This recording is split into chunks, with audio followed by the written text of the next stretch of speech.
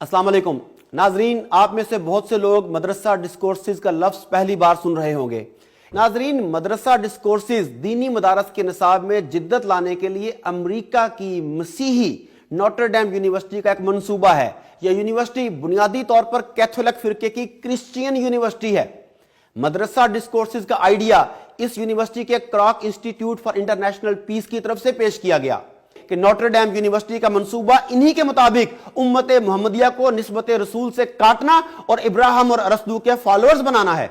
اب آپ بتائیے کہ اس مسیحی یونیورسٹی کی طرف سے دینی مدارس کے نوجوانوں کو آپ صلی اللہ علیہ وآلہ وسلم کی ذات مبارکہ سے کاٹ کر چلڈرن آف ابراہیم اور ارسطو بنانے کا مقصد اس کے علاوہ کیا ہو سکتا ہے کہ نبی کریم صلی اللہ علیہ وآلہ وسلم کی شخصیت مبارکہ کو مسلمانوں کے درمیان سے نکال لیا جائے اور انہیں دوسرا رول ماڈل دیا جائے۔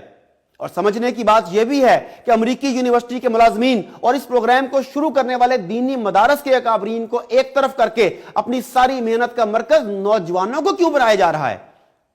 ظاہر ہے سنجیدگی سے غور کرنا پڑے گا اور سازش کی بو کو محسوس کرنا ذمہ داروں کا حق ہے، کیونکہ ان نوجوانوں کو منتخب سائنس اور منتخب فلسفے کی بحثوں کے ذریعے شریعت محمدی کو غیر اسلامی تہذیبی غلبے کے تابع کرنے کا طریقہ سکھایا جا رہا ہے کہ مغرب نے مسلم سماج کی فکری سمت پر اثر انداز ہونے کے لیے این جی اوز پر بہت بھاری سرمایہ کاری کی، لیکن وہ سرمایہ کاری مطلوبہ نتائج نہ دے سکی، بلکہ ان کی حرکتوں سے ایک رد عمل پیدا ہوا جس نے ان کے نتائج کو کئی جگہوں پر الٹ دیا۔ اور اب مدرسہ ڈسکورسز کے ذریعے براہ راست مذہبی طبقے پر سرمایہ کاری کی کوشش کی گئی ہے اور اسلامی این جی اوز متعارف کروانے کی جد و جہد کی جا رہی ہے تاکہ جو نتائج سیکولر این جی اوز نہ دے سکیں وہ اب ان کے ذریعے حاصل کیے جائیں، کیونکہ مدرسہ ڈسکورسز کے ذریعے براہ راست مدارس کے نوجوانوں کو ہاتھ میں لینے کی کوشش کی گئی ہے۔ اور اس پر اگر ہم جیسے سوال اٹھائیں تو جواب آتا ہے کہ ہمارے مدرسہ ڈسکورسز پر اہل مدرسہ کو تو کوئی تشویش نہیں، آپ کو تکلیف کیوں ہے؟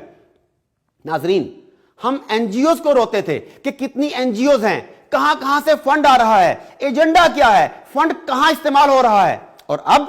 مدرسہ ڈسکورسز کے ذریعے مغرب ہمارے ہاں اپنی ہم آہنگ مذہبی این جی اوز متعارف کروانے کی کوشش میں ہے۔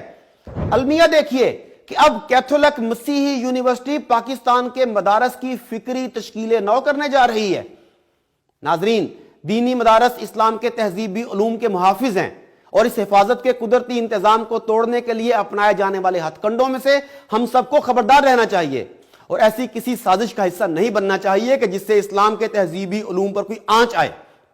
اور میری تمام مسالک کے علماء سے گزارش ہے کہ اس مسئلے کو سنجیدگی سے لیں اور اس مغربی جلگار کے آگے بند باندھنے میں کوئی کوتاہی نہ کریں۔ اللہ آپ کا حامی و ناصر ہو۔